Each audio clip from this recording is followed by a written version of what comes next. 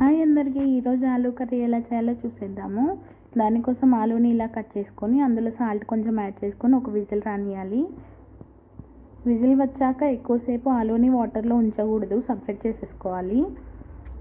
ఆ cooker whistle పోతుంది కదా, అది పోయాక వడగిన్నెలో ఇట్లా సపరేట్ చేసేసుకోవాలి. ఎక్కువ విజిల్స్ కూడా రానియొద్దు, ఎందుకంటే ఆలు మెత్తగా అయిపోతుంది అండ్ కర్రీ కూడా బాగుండదు. దానికోసం 2 ఆనియన్స్ తీసుకున్నాము. 2 ఆనియన్స్ ఇలా వీడియోలో చూస్తున్న విధంగా కట్ చేసుకోండి. చిన్న చిన్న పీసెస్ కట్ చేసుకుంటే బాగుండదు, ఇట్లా కట్ చేసుకుంటేనే ఉడకబెట్టిన ఆలు కర్రీలోకి బాగుంటుంది అండ్ నోటికి కూడా టేస్ట్ చాలా బాగుంటుంది. నేను 2 ఆనియన్స్ ఎందుకు తీసుకున్నా అంటే గ్రేవీ కొంచెం ఎక్కువ వస్తుంది, అందుకే 2 ఆనియన్స్ వరకు పడతాయి.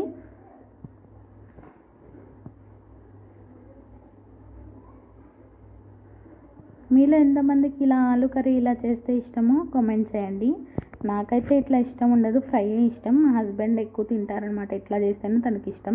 తన కోసం ఇలా చేస్తున్నాను.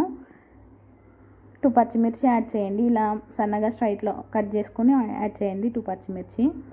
అండ్ ఈలోపు ఈ ఆలు వేడి తగ్గిపోతుంది. సో వేడి తగ్గిపోయాక ఈ మొత్తం స్కిన్ సపరేట్ చేసేసేయాలి. స్కిన్ సపరేట్ చేసేసి చిన్న చిన్న పీసెస్గా కట్ చేసుకోవాలి.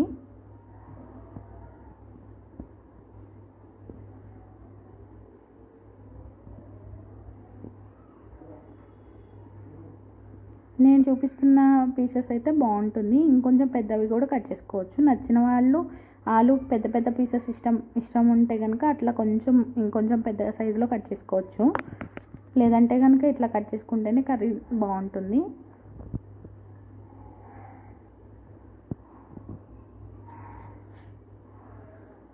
ఇప్పుడు ప్యాన్ పెట్టుకొని అందులో oil 5 to 6 table spoons oil వేసుకున్నాము.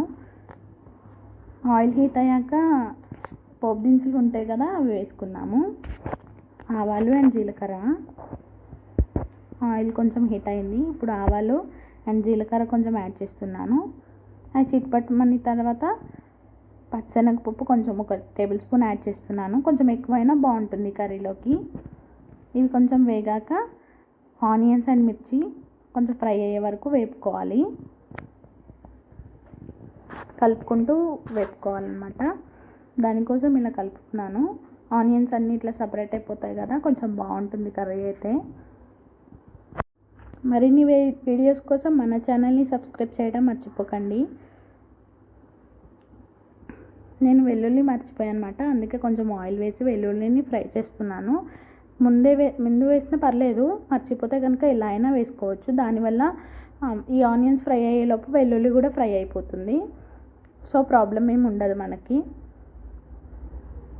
చూసారా, ఆనియన్స్ కలర్ చేంజ్ అయిపోయాయి కదా. ఈ స్టేజ్లో కొంచెం సాల్ట్, ఆల్రెడీ ఇందాక ఆలు ఉడకబెట్టేటప్పుడు కొంచెం సాల్ట్ వేసేసాం కదా, ఇప్పుడు ఎక్కువ సాల్ట్ పట్టదు.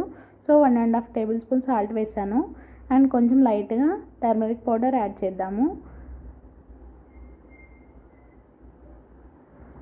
యాడ్ చేసి మొత్తం ఒకసారి కలుపుకున్నాము. కలిపేసుకొని ఇంకొంచెం కలర్ చేంజ్ అయ్యే వరకు వెయిట్ చేద్దాం.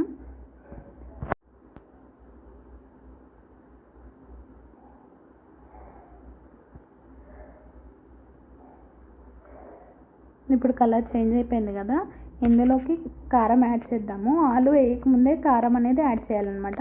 నేను 1.5 టేబుల్ స్పూన్ కారం యాడ్ చేస్తున్నాను. మీకు ఇంకొంచెం కారం పడుతుంది అనుకుంటే, ఎక్కువ కారం తినే వాళ్ళు అయితే 2 టేబుల్ స్పూన్స్ యాడ్ చేసుకోండి.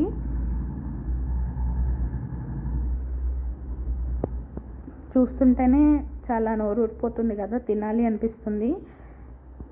నాకైతే ఫ్రై అయితే చాలా ఎక్కువ ఇష్టం, కానీ ఇలా కూడా తింటాను. చాలామంది ఆలుకి ఫేవరెట్ ఉంటారు కదా. ఇప్పుడు కలర్ మొత్తం చేంజ్ అయిపోయింది, దీనిలోకి ఆలు యాడ్ చేద్దాము. యాడ్ చేసి మొత్తం ఒకసారి కలుపుకుంటూ కొంచెం ఫ్రై చేసుకొని వీడియోలో చూస్తున్న విధంగా ఫ్రై చేసుకోండి. చాలా బాగుంటుంది, మీకు నచ్చుతుంది కూడా.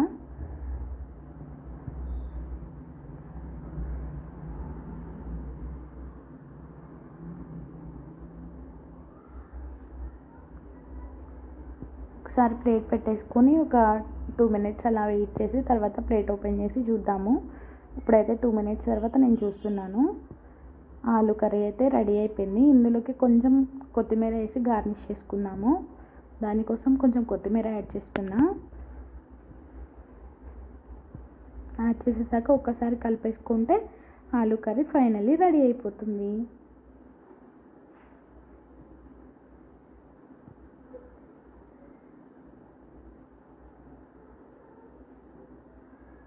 వావ్! కలర్ఫుల్గా చాలా బాగుంది కదా, చాలా కలర్ఫుల్గా ఉంది కర్రీ.